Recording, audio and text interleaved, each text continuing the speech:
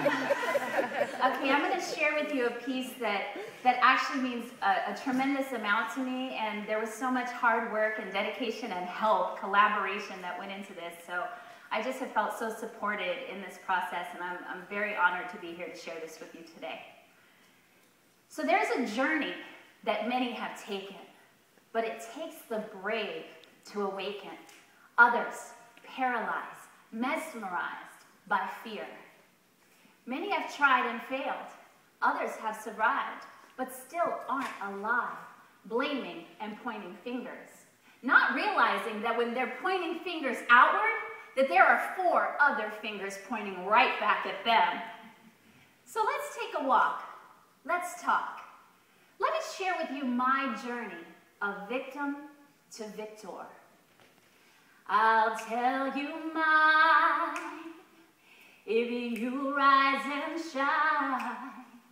But need I remind, I'm not a victim.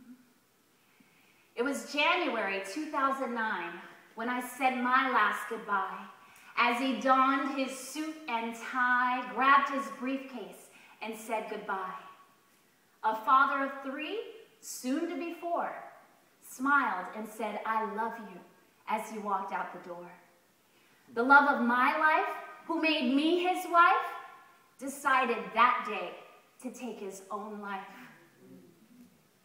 The end of an era, in a bottle I cried, as I checked out of life and into a bottle of rye.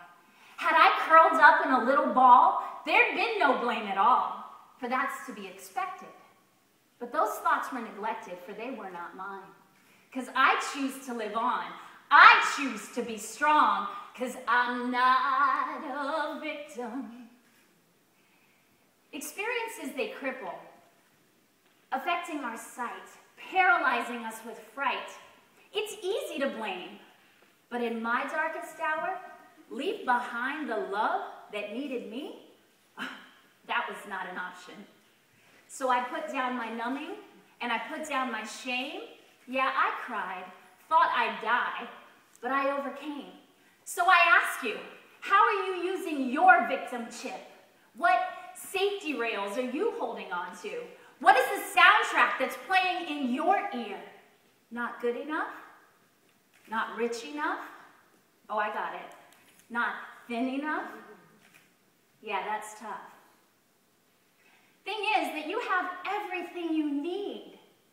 Every beginning is a jump, and every landing is a victory. Do you see a victim here? A woman running with fear, afraid to switch gears? I don't. I see a woman unafraid of change, wearing the clothes of yesterday and the accessories of today. I see a diamond. Diamonds don't emerge clear and sparkling. They engage in a process that's intense heat and pressure, as did I. And that's how they gain their luster. That's how you'll gain your luster. See, our lives are shaped by the decisions we drape over the moments we cannot escape.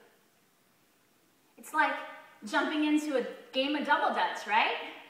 We could use our fear as a crutch, or we could just jump in, right?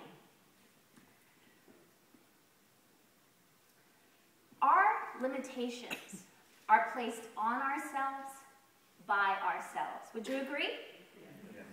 So what I've learned in the last 5 years is to wrap my arms around discomfort, fear, and insecurity. And now, when life gives me hell, I give hell and life one hell of a middle finger. If I had one more day with my husband, I'd tell him that it's okay to be present, grounded, right here, right now. If I had one more day with him, I'd tell him that it's okay to feel what you feel, and that crying does not make you less of a man. If I had one more day with my husband, I'd tell him that many have tried and failed, but what makes you a superhero is that you keep on trying. If I had one more day, I'd tell him to embrace the journey and that we are not better without you. See, we all have a choice to be a victim or a victor. The choice is yours. So let's take a walk. Let's talk. Let's take the journey of victim to victor. I'll tell you mine if you rise and shine.